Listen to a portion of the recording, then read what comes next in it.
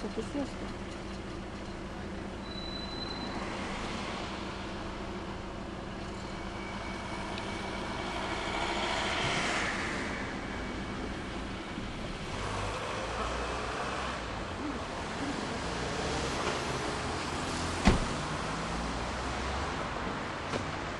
Šiandieną tik dirbat nuo kelių?